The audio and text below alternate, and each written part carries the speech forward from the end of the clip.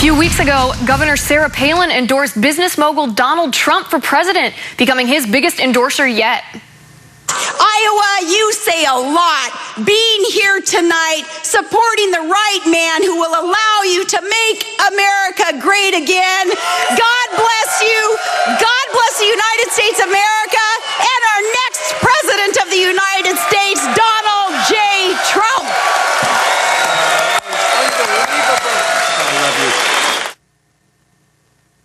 Well, she seemed excited to be there.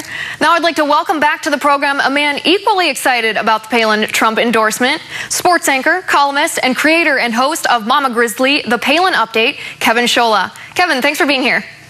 Hey, Liz, thanks so much for having me again. All right, first of all, tell us about your radio program, Mama Grizzly. Is it really all about Sarah Palin?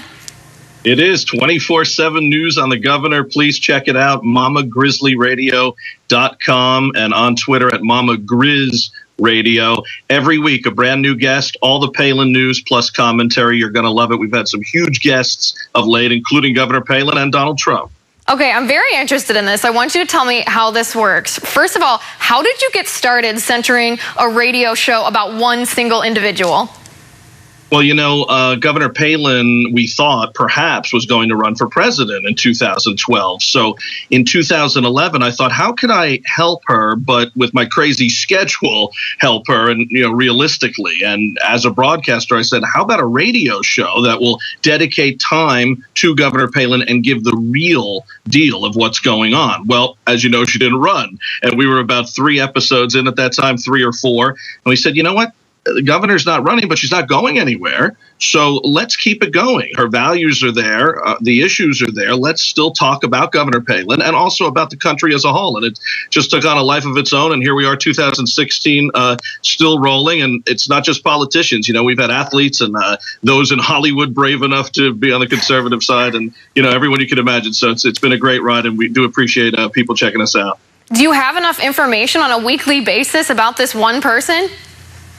Sure. I mean, Governor Palin is very active all the time with what she's doing, obviously on social media. And as you know, I mean, she could put out a tweet and it is national or international news, heads exploding on both sides of the aisle, and nothing more so than when she endorsed Donald J. Trump for president, which I believe was the right move.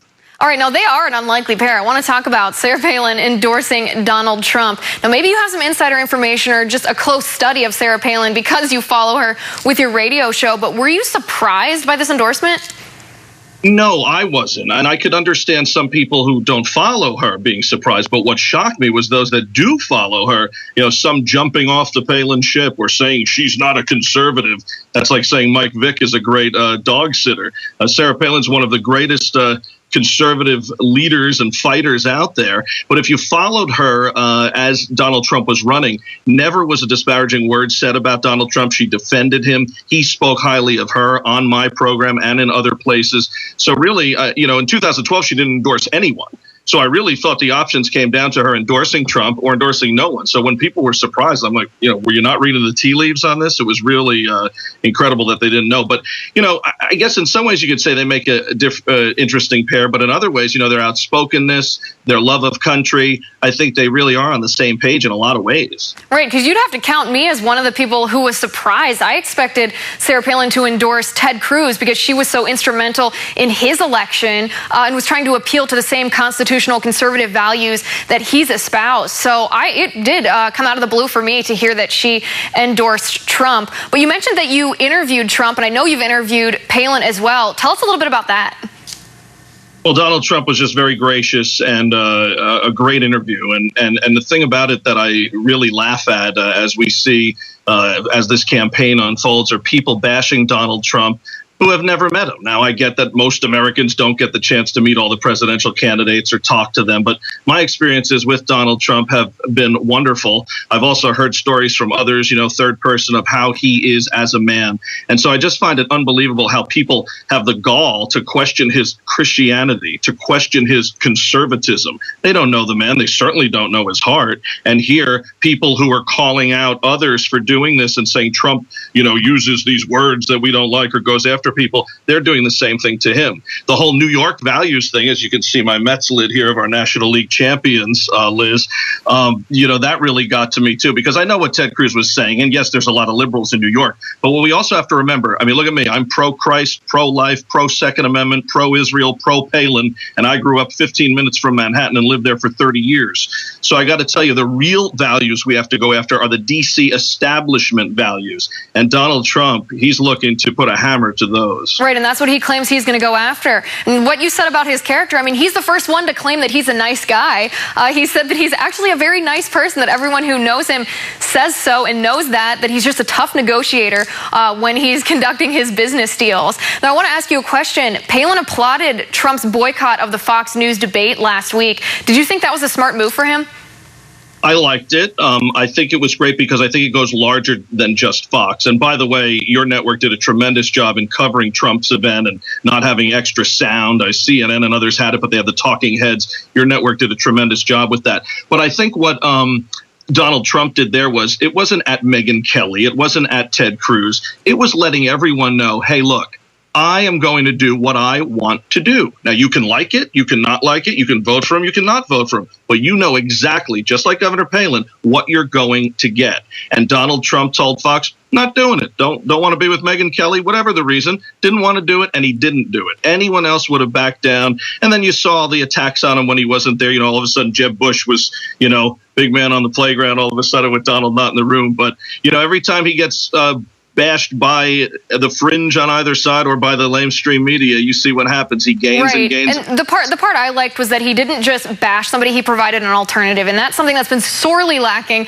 in the Republican Party for several years. Now, I want to switch topics on you here because I know you only like sports a little bit. So let's talk about the NFL for a second. So the NFL, as you know, is categorized as a nonprofit, and that in and of itself is raising some concerns. We have a video about this, so let's take a look. In 2012, Roger Goodell earned a handsome $44 million as commissioner of what was one of the most unlikely nonprofits around, the NFL. It was almost laughable that the NFL was structured, its corporate offices, as a not-for-profit organization. Congressman Jason Chaffetz heads the House Oversight Committee.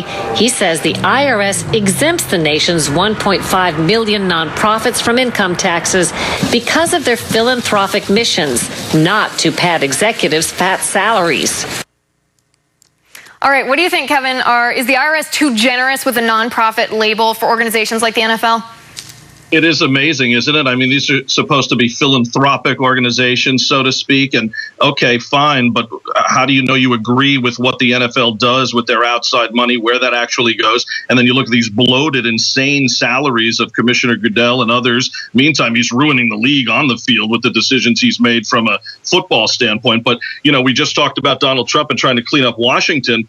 This is a form of cronyism. This is a form of NFL or sports cronyism. Owners taking taxpayer money to go ahead and fund stadiums. You just saw with the Rams, Sarah Steelman from Missouri she provides commentary on our program every week. She just talked about this the other week, about this is just under the voters' noses. And I mean, all under in the meantime, we lose millions while, their wallets get fat. So it's curious to say the least. Right, I think you made a good point about cronyism, because I'm all for lowering taxes, for people not having to pay as much taxes. Don't get me wrong, but Cheryl Atkinson reports that taxpayers lost $15 million, or the government lost $15 million in tax revenue in 2014 alone from the NFL because of their nonprofit status. And when you think about the salary of Roger Goodell, and then you think about us, regular Americans, how that money could have been cut from our taxes, a lot of us, rather than that one individual or a lot of CEOs of these nonprofit organizations, it makes you think that it is government picking and choosing who gets their money back for their own interests.